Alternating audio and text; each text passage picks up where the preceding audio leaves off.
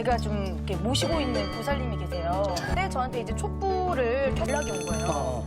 나래야, 네 초에 꽃이 폈어.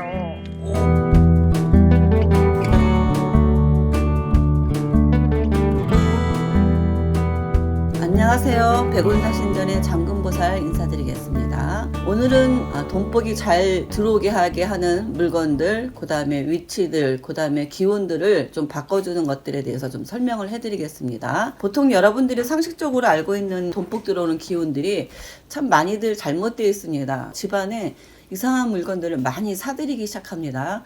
그 물건들이 결코 복을 주진 않아요. 눈이 상징적으로 그려져 있거나 피라미드 모양, 우리 가족들 외에 제3자의 눈이 그려져 있는 물건들, 모형들, 사진들, 그림들 이런 것들을 꼭 치워주시길 바랍니다. 우리 집에는 우리 식구들만 살아야 되죠. 나를 지켜보는 눈들이 있다는 거는 그 눈들이 나한테 좋은 일을 해주지는 않아요. 나의 좋은 기운을 훔쳐가려고 하는 겁니다. 그래서 나의 좋은 기운을 뺏기지 않으시려면요, 이런 눈들, 그림들을 빨랑 없애시는 게 좋습니다. 그러면은 이런 거 다 버리면 복이 들어오려고 하면 어떻게 할까요? 일단은 집에 들어오면은 집안 색깔이 전체 다 금색으로 들으면 좋겠죠. 황금 금경처럼.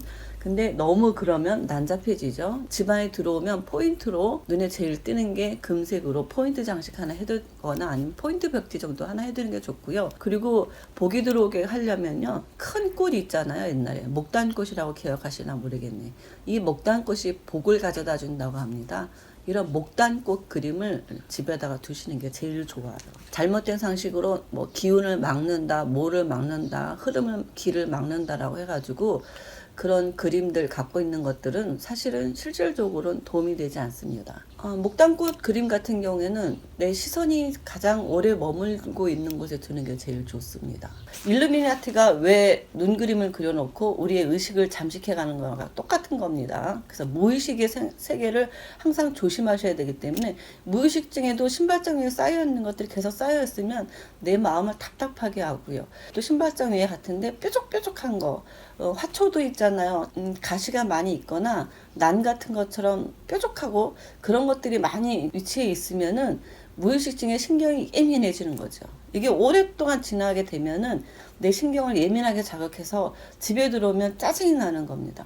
집에 들어오면 쉬러 들어왔는데 좋은 마음이 들어야 되는데 들어오는 순간부터 짜증을 내게 되는 거죠. 그래서 집안에 들어왔을 때 기운이 좀 쾌적하고 밝고 또 돈까지 볼 수 있는 좋은 기운을 가지면 사람이 굉장히 행복합니다. 두 번째는 우리가 잠잘 때 내 머리가 어디에 있느냐, 이거 굉장히 중요한 겁니다. 내가 북쪽에서 머리를 두고 있으면은 좋은 일이 생길 수가 없어요. 동쪽은 해가 들어오는 기운이고요, 서쪽은 해가 지는 기운입니다. 북쪽 같은 경우에는 옛날로 말한다면 죽은 자들이 사는 곳이라고 해서 보통 제사를 지낼 때는 북쪽에다 병풍을 칩니다. 북쪽에다 내가 머리를 두고 있으면 어떻게 될까요? 당연히 기에 눌려서 자고 일어나면 머리가 아프고 개운치 않고 몸도 아프고 찌푸둥하고 하는 일도 잘 안 됩니다. 내가 침대에 머리를 항상 동쪽이나 서쪽에 두는 게 좋은데요, 일반적으로는 서쪽에 두는 게 좋습니다. 동쪽은 해가 뜨는 기운이거든요. 이 기운이 다 들어와서 내가 이 해를 가슴 가득히 품고 있으면 좋은 기운이세요. 그래서 안 될 일도 잘 되게 풀리고요, 또 힘든 일도 좀 쉽게 넘어가는데, 내가 만약에 서쪽에 머리에 잠자리를 뒀는데 뒤가 창문이 있거나 뻥 뚫렸으면 내가 동쪽의 기운을 받아들였는데 뒤쪽에서 다 새버리면 안 되니까요. 뒤쪽에 만약에 창문이 있다면 창문을 꼭 가려주셔야 됩니다. 그래서 동쪽에 해가 들어오고 또 남쪽에서도 해가 들어오는 걸 다 받고 있으면은 물론 일들이 모든 게 잘 되겠죠. 그래서 잠자는 침대 머리의 위치가 서쪽인 것이 가장 좋은 거죠.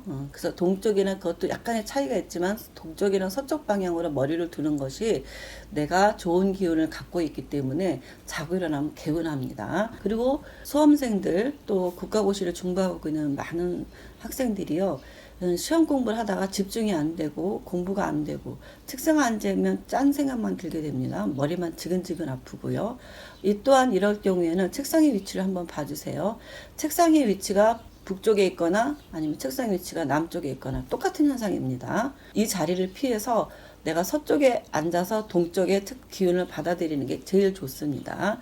그래야지 공부도 잘 되고 집중력도 좋고 그다음에 좋은 기운을 받아야 공부가 더 잘 됩니다. 물론 결과적으로 결과도 더 좋은 결과를 낳기가 좋겠죠. 그래서 내가 여지까지 책상의 위치를 잘못하고 있었다면은 얼른 바꾸세요. 책상의 위치 하나에 올해 여러 가지 승패가 달려 있다는 말씀입니다. 사업하시는 분이나 또 장사하시는 분들 카운터의 위치, 이 책상의 위치 굉장히 중요해요. 책상의 위치를 잘못 두면은 하던 사업들이 다 안 되는 사람이 이런 경우도 해당이 되니까요.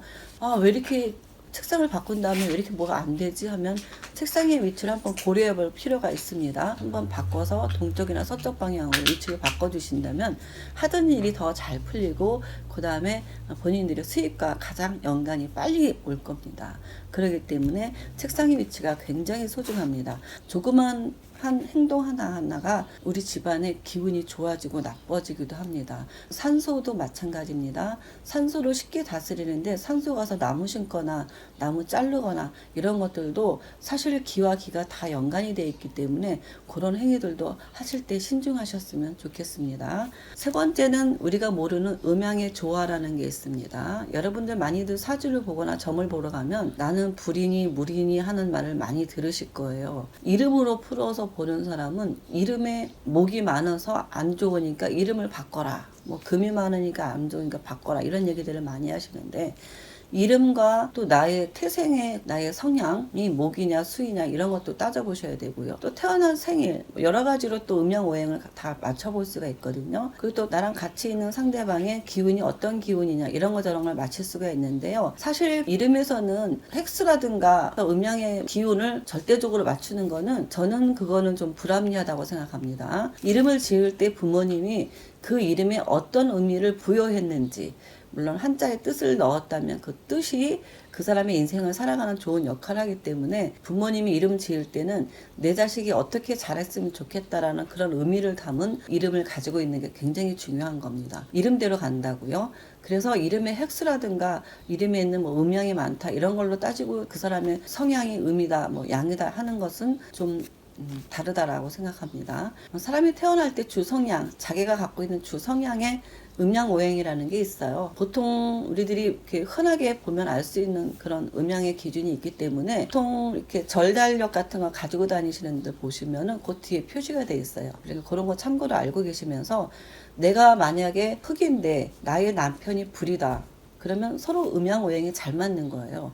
불하고 흑은 잘 맞기 때문에 서로 조화가 잘 맞으니까 괜찮지만 나도 흑인데 신랑도 흑이에요. 그러면 어떻게 될까요? 황폐해지는 거죠. 그럴 때는 물에 자라는 나무 같은 행원목 같은 거 이런 거 하나씩 집에다 두는 건 괜찮은데요. 나도 나무고 신랑도 나무고 다 나무예요. 식구들이 다 나무 성향이 많은데 집안에다가 나무를 막 키우면 어떻게 될까요? 내 영양분을 자라고 있는 나무들이 다 가져가는 거죠. 그래서 내가 키우는 식물들이나 좋아하는 수족관 뭐 이런 것들이 서로 조화가 맞지 않으면 내가 잘 될 기운들을 그런 것들한테 다 쏠리게 되는 거죠. 집에 화초나 꽃을 키우거나 어떤 사람은 수족관을 열심히 키우는 사람들이 있어요. 이런 것들이 서로 음양의 조화를 맞춰서 키워야 되는데요. 물이 부족하다 이런 말을 들으면은 물이 흐르는 분수대 같은 거 하나 놓고 음양의 조화를 잊히면 서로가 다 각자 반짝반짝 빛나게 돼서 자기 하는 일들이 다 잘 되고 부딪히는 일이 좀 조금 완충되는 역할들을 하거든요. 그래서 음양오행의 흙이라든가 나무 이런 기운들이 적절히 조화가 되고 마사지가 잘 돼야 되는데 대부분의 사람들은 잘못 알고도 이렇게 막 하고 있는 사람들이 많아요. 그러니까 열심히 했던 일들이 오히려 알고 보니까 집안의 엉뚱한 기운들한테 다 쏟고 있는 그런 경우가 있기 때문에 제가 오늘 이거 좀 특별히 제가 포인트를 집어서 말씀드리는 겁니다. 나무도 키운다면 그냥 하나 정도, 모든 걸 할 때는 그냥 물 흐르는 분수대도 그냥 하나 정도 이렇게 놓는 건 괜찮은데 좋아한다고 너무 과하게 나무를 많이 심게 되면은 일단은 그 집안의 주인이 그 나무나 화초가 되기 때문에 그걸 중요시 여긴다고 보시면 돼요. 집안에는 사람이 주인이 돼야 돼요. 누구? 우리 가족들이 주인이 돼야 되고요. 우리 가족이 화목해야 할 일도 잘 됩니다. 집안에 좋은 기운들 잔뜩